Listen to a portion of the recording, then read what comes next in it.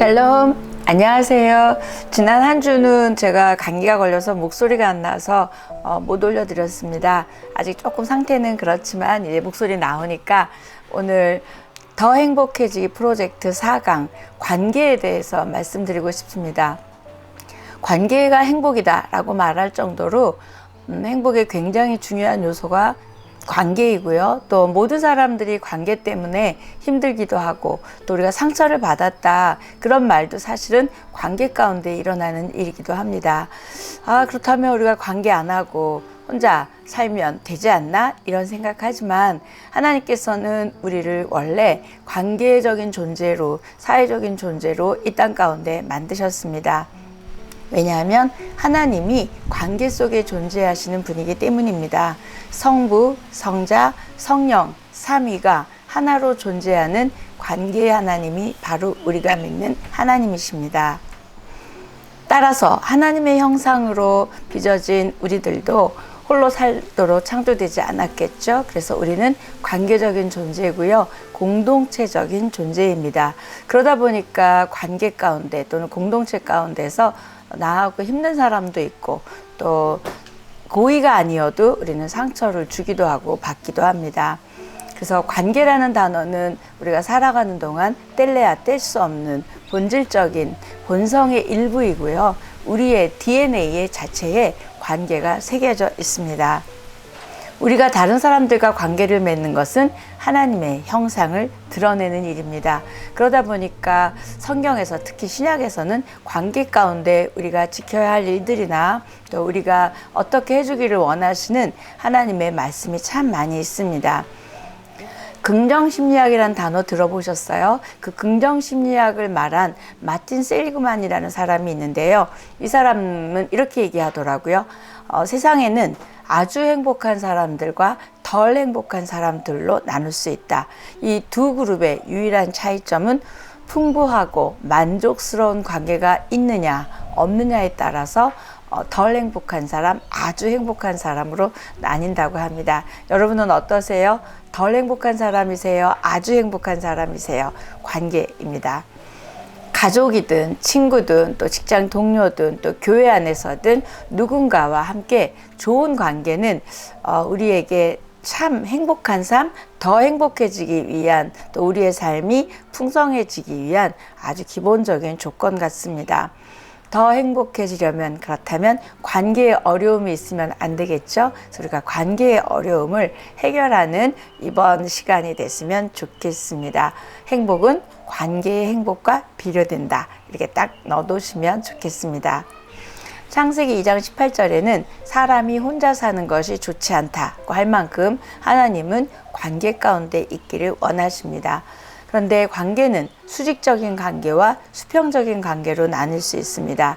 나와 하나님과의 관계, 수직적인 관계, 또 나와 사람들과의 관계는 수평적인 관계죠. 또 하나의 관계가 있습니다. 나와의 관계입니다. 내가 나를 인정하고 긍정하고 또 얼마나 사랑하는지에 따라 내가 다른 사람들하고 관계를 맺는데 굉장히 많은 영향을 주고 있습니다. 오늘 이 관계에 대해서 말하면서 여러분과 하나님과의 관계, 또 여러분과 주변의 사람들과의 관계, 또 여러분 자신과의 관계가 더 아름답고 풍성하고 또 혹시 묶여있는 게 있다면 풀리고 회복되는 은혜가 있기를 축복합니다. 하나님과의 관계에 대해서는 우리가 성경에 대해서 많이 알면 알수록 또 하나님을 알아가면 알수록 되니까 그 부분은 조금 믿음에 대해서 생각해 보면 좋겠는데요. 우리 인생 중에서 가장 귀한 관계, 귀한 만남은 뭐니 해도 우리가 하나님 만난 것과 예수 그리스도를 만난 것입니다. 그렇지 않으신가요? 그러니까 어떤 관계도 하나님 관계보다 앞서면 안 되죠. 사람하고 관계는 너무 좋은데 그렇게 그 관계를 유지하느라고 내가 하나님과의 관계 가운데 들여야 될 시간과 또 내가 마땅해야 될 일을 하지 않는다면 아무리 사람과의 관계가 좋아도 그건 의미가 없다는 것입니다. 하나님과의 관계가 모든 관계를 결정짓습니다. 남편이 하나님과 관계가 좋고요. 아내가 하나님과 관계가 좋잖아요. 그러면 부부 간의 관계도 좋은 결과가 있습니다. 그래서 혹시 인정하고 싶지 않으신 분 계신가요? 나는 날마다 큐티도 하고 나는 뭐 예배도 잘 드리는데 또 하나님 사랑도 하는데 난 하나님과의 관계 좋아 이렇게 이야기한다면 하나님하고 관계가 그렇게 좋으시다면 사람하고의 관계도 좋아야 된다는 거예요. 난 하나님과의 관계는 참 좋아. 근데 사람하고 관계는 좀 불편해. 약간 체크가 필요하고 왜 그런지 한번 점검해 볼 필요는 있다는 것입니다. 제가 지금 말씀드린 걸 성경에서는 이렇게 말씀합니다. 요한일서 4장 20절인데요. 누구든지 하나님을 사랑하노라 하고 그 형제를 미워하면 이는 거짓말하는 자니 보는 바 그 형제를 사랑치 아니하는 자가 보지 못하는 바 하나님을 사랑할 수가 없느니라. 제가 이 말 때문에 그렇게 말한 것입니다. 또 우리가 사람들하고의 관계는 하나님과의 관계를 반영하는 것입니다. 하나님과 멀어지면 우리 사람과의 관계도 멀어지고 또 서로 껄끄러워지고요. 또 하나님과의 관계 단절은 사람과의 관계 단절로 이어질 수 있음을 암시하고 있습니다. 우리 모두가 하나님 앞에 더 예배드리고 더 말씀과 가까이 하면서 하나님과의 관계 회복, 또 친밀함이 회복되면서 우리 영혼이 삶이 풍성해질 뿐만 아니라 나에 대한 관계도 또 다른 사람과의 관계도 전부 회복되었으면 좋겠습니다. 그 다음에 이제 수평적으로 사람과의 관계를 생각해 보고 싶습니다. 이거는 한 번 갖고 되지 않아요. 굉장히 많은 이야기가 필요한 부분이지만 저는 그냥 짧게 이야기하고 있습니다. 사람들에게 행복하세요? 이렇게 물으면 대충 얼버무리십니다. 근데 제가 왜 이렇게 사람들이 얼버무릴까 생각해 보니까 다른 건 다 괜찮은데 그럭저럭 행복하다고 말할 수 있는데 뭔가가 빠져있는 느낌이 본인에게 있는 거예요. 그 부분이 주로 관계 때문이라는 걸 알게 되었습니다. 그 빠져있는 무언가가 관계 때문에 좀 속상하거나 상처를 받았거나 지금 현재 갈등하고 있는 관계가 있다든지 이런 것 때문에 나 행복해요 이렇게 말하기가 조금 쉽지 않은 분들이 있다는 거죠. 그래서 관계를 통한 행복, 또 관계를 통한 친밀함, 또 타인에게 지지받고 사랑받고 있다, 또 인정받고 있다, 존경받고 있다는 느낌이 없기 때문에 그럭저럭 아주 괜찮은 삶임에도 불구하고 행복하다라고 자신 있게 말하지 못하는 경우를 보게 됩니다. 사람과의 관계가 사랑과 화목과 또 행복보다는 사실 갈등, 반목, 시기, 질투, 원망 이런 것들 많잖아요. 더 나아가면 관계의 단절, 또 관계가 깨졌다 이런 단어들 많이 쓰고 있습니다. 더 심하면 원수처럼 지내고 아예 보지도 않더라고요. 자, 왜 그렇게 됐을까요? 여러 가지 이유가 있습니다. 그 이유를 다 이거는 지금 말할 수는 없고요. 이런저런 이유가 있습니다. 그런데 그 이유는 아마 두 관계 사이에 두 사람 사이든 또 이런 일 속에서 한 사람만의 이유는 아니고요. 서로 이유가 있습니다. 근데 가장 큰 이유는 제가 부부 상담을 하면서 느끼는 건 내가 원하는 모습이나 또는 원하는 만큼의 행동이나 말을 해주지 않을 때 우리가 약간 관계가 서로 오해하게 되고요. 진심을 서로 잘 전할 수 없기 때문에 그 생각을 막 자기가 키우느라고 관계가 좀 좋지 않은 경우를 보게 됩니다.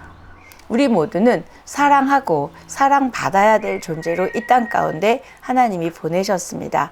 그러면 우리가 그렇게 사랑하고 좋은 관계를 유지하려면 그쪽에서 나를 먼저 그렇게 해주면 나도 할 수 있다가 아니라요. 마음을 열고 먼저 사람들에게 다가가십시오. 사랑하십시오. 그 연탄 한 장이라는 안치환 노래가 있는데요. 거기 보면 그렇게 연탄 한 장이 하얗게 탈 만큼 누군가를 사랑해 봤냐고 하는 노래 가사말이 참 많은 생각을 하게 합니다. 여러분, 나는 더 이상 사랑할 수 없다. 이게 정말 이만큼 다 사랑했다 라고 할 만큼 한번 사랑해 보십시오. 그런데도 그 사람이 사랑하지 않는다? 그러면 그때 가서 관계 단절해도 좋습니다. 그러나 모든 사람들은 그렇게 사랑하면 다 같이 사랑하게 되어 있습니다. 그러면 그쪽이 먼저 하면 내가 할게요. 아니요. 여러분이 먼저 하십시오. 더 사랑하는 사람이 큰 사람이고요. 더 사랑하는 사람이 하나님이 기뻐하시는 사람이고요. 더 사랑하는 사람이 지게 되어 있습니다. 이게 관계의 아주 아름다운 하나님의 방법입니다. 제가 이렇게 상담할 때 말씀드리면 내가 뭐가 아쉬워서 그래요? 내가 자존심이 없어요? 이렇게 말씀하시기도 하더라고요. 그 사람을 잃는 것보다 여러분의 자존심이 중요합니까? 또 여러분의 사랑과 행복보다 또 내가 가는 것보다 그 사람이 오는 게 더 중요합니까? 한번 생각해 볼 필요가 있습니다. 사람이 다른 사람과의 친밀감 없이는 살 수 없습니다. 우리 모두는 다른 사람과 깊이 이어져 있어야 되고요. 또 사랑하고 사랑받고 있다는 느낌이 있을 때만이 여러분이 한 인간으로서 참 행복한 여러분이 될 것입니다. 다른 사람과의 인정과 칭찬과 사랑이 우리에게 필요하지만 그걸 집착하지 않는 게 굉장히 중요합니다. 혹시 무시를 당하거나 욕먹어도 끄떡하지 않는 그런 자존감이라 그러죠. 자존감이 있으면 좋겠고요. 또 내면에 건강함이 있어서 좀 그래도 흔들리지 않고 그것 때문에 막 힘들어 하시지 않는 여러분 내면에 용기, 또 내면에 강함이 있었으면 좋겠습니다. 마태복음 5장 23절 24절 그러므로 예물을 제단에 드리려다가 거기서 내 형제에게 원망 들을 만한 일이 있는 것이 생각나거든 예물을 제단 앞에 두고 먼저 가서 형제와 화목하고 그에 와서 예물을 드리라.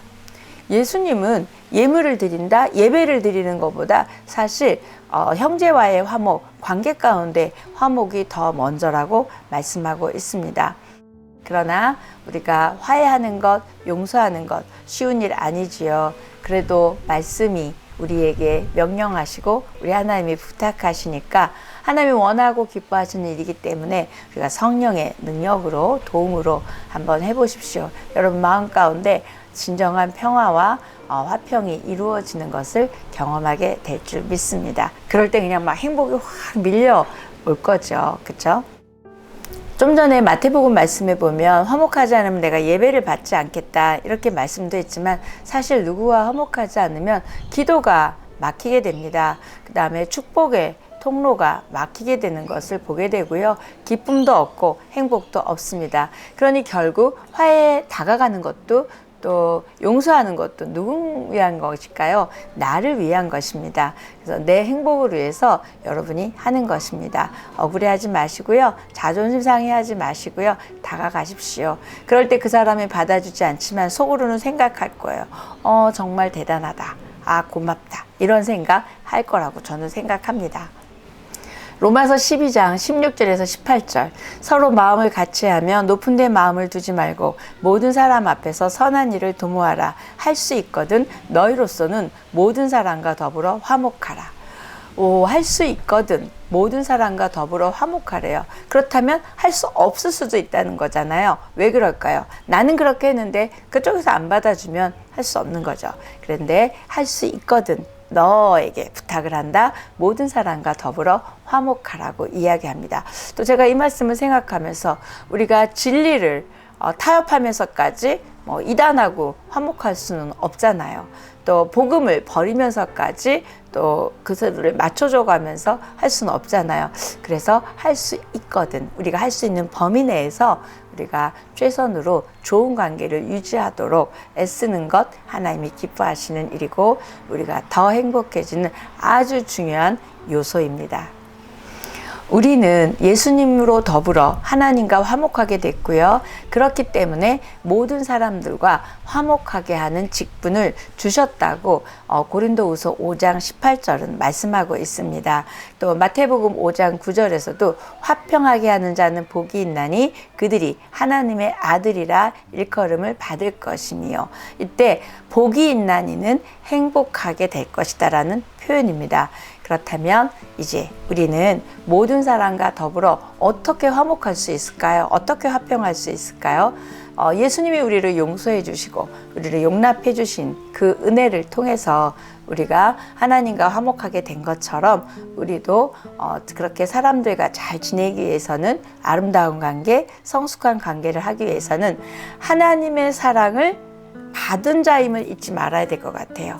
그 사랑 받은 자이기 때문에, 또는 그 사랑을 받아서 그 사랑으로 사랑할 수 있지, 우리 안에는 그렇게 사랑이 많지 않습니다. 그래서 하나님의 사랑 받아서 우리가 사랑을 보내는 우리를 축복합니다. 우리가 성령님을 통해서, 성령 충만을 통해서 하나님의 사랑을 충만히 공급받을 때만 그 사랑을 흘려보내고 화목할 수 있음을 꼭 잊지 않고, 내 힘으로 하려고 하면 우리는 지치게 되고요, 억울하게 되고요, 자존심 상하게 됩니다. 또 하나는 잊지 말아야 될 건, 내가 나를 사랑하는 만큼 다른 사람을 사랑할 수 있습니다. 왜 그럴까요? 건강한 자기 사랑, 또 건강한 자존감은 그렇게 그만큼 사랑할 수 있는 말씀이 마태복음 22장 19절에 보면 내 이웃을 내 몸과 같이 사랑하라 그랬어요. 우리가 나를 사랑하는 것만큼 사랑할 수 있다는 말씀입니다. 관계를 힘들게 하고 또 깨지는 많은 이유가 있습니다. 뭐 부부관계든 부모와 자식 관계든 친구 관계든 여러 가지 관계가 다 공통적으로 깨지는 이유가 있는데요. 이기심입니다. 나만 생각하는 거죠. 또 하나는 거짓말, 고집스러움, 교만, 또 다투는 거, 비판, 무엇보다도 분노입니다. 또 판단, 내가 그 사람을 판단하고 내가 원하는 대로만 끌려고 하는, 또 합리화, 험담, 불신, 사랑 없음, 뭐 많은 이유가 있습니다. 이 중에 여러분은 어떤 게 부족한지, 또 어떤 게 뭐 때문인지 여러분 들으시면 아실 것 같아요. 다른 사람과의 관계가 어렵고 갈등이 있다고 쉽게 이 사람 안 돼 하고 손절이라 그러나요? 끊지 마십시오. 포기하거나 낙심하지 마십시오. 인간관계는 갈등할 수밖에 없는 존재입니다. 자란 환경이 다르고 생각이 다르고 믿음이 다르고 또 마음의 생김새가 다르더라고요. 이렇게 그러나 관계를 존중하고 화해하고 원한다면 우리가 다른 생각, 다른 삶의 방식도 서로 인정하고 존중해 줄 수 있고 있는 그대로 받아줄 수 있을 때 우리는 참 좋은 관계가 될 것입니다. 그러려면 사람에 대한 이해가 필요합니다. 모든 사람은 이해받기를 원하고 용서받기를 원하고 칭찬과 격려와 존중받기를 원하고 무엇보다도 사랑받기를 원하는 존재라는 거죠. 그렇기도 하지만 제일 중요한 건 상대의 말을 잘 들어주고 경청이죠. 공감해 줄 때 참 좋은 부드러운 인간관계가 될 수 있습니다.